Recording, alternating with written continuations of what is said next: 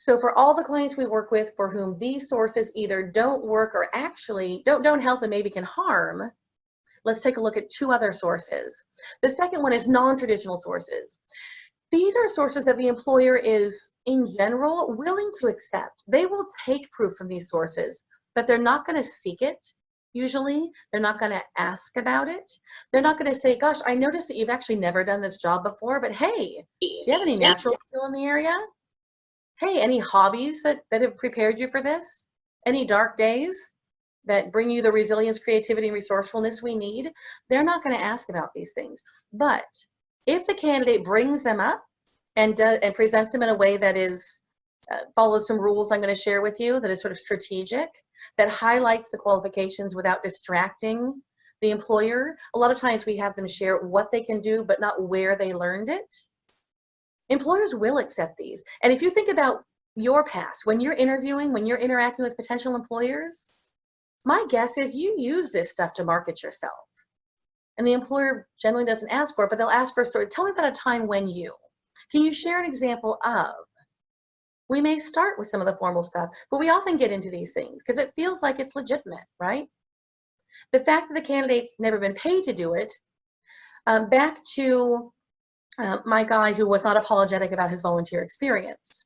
He wanted to be a manager. He had a lot of natural skill and a lot of ambition, but he'd never been paid to be a manager or even a supervisor before. And he didn't want to pay his dues. He didn't want to start at the bottom and work his way up. He wanted to move into a supervisory role.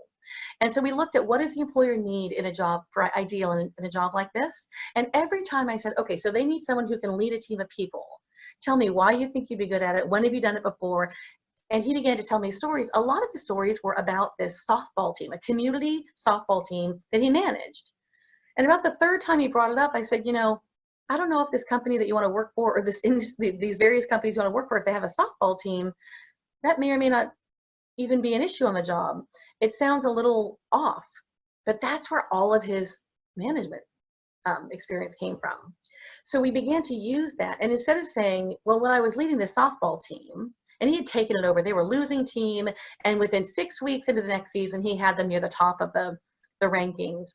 And so we took his skill and pulled it up we took the what out of the where, and he said things like, leading a team of 14 people, you know, I recruited new talent. I did some assessment of skills and actually had some people change some roles. We did some skill building.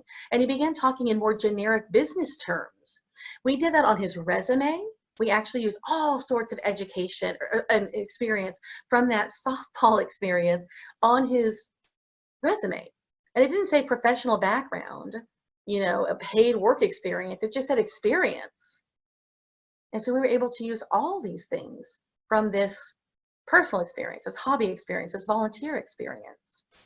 And then when he got to the interview, an employer said, so what company did you do this for? And in fact, at the bottom of the resume, it said, you know, experience, sort of skills, qualifications, and then it was experience just at the bottom. And we just did the acronym for the community league. And it was the community league, comma, team manager, and then the dates. And when the employer said, now what company is this? Where were you a manager? He was able to say, you know, I'm glad you asked. I am very passionate about leadership. I'm looking forward to being a supervisor. It's actually not something I've ever been paid to do, but it's something I've done in my own life, in various communities I'm a part of. And in fact, this is actually a local community softball team, and this is what I did. And he would turn some kind of lemons into lemonade if there's doubt for the employer and say, you know, some people think that volunteer experience doesn't count. I happen to think it's incredibly powerful. Not only did I choose to do it and not get paid for it, when you're managing other people who are also not getting paid, you really have to be good.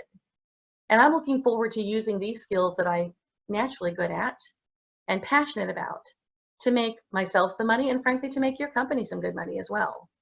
He was very unapologetic about this.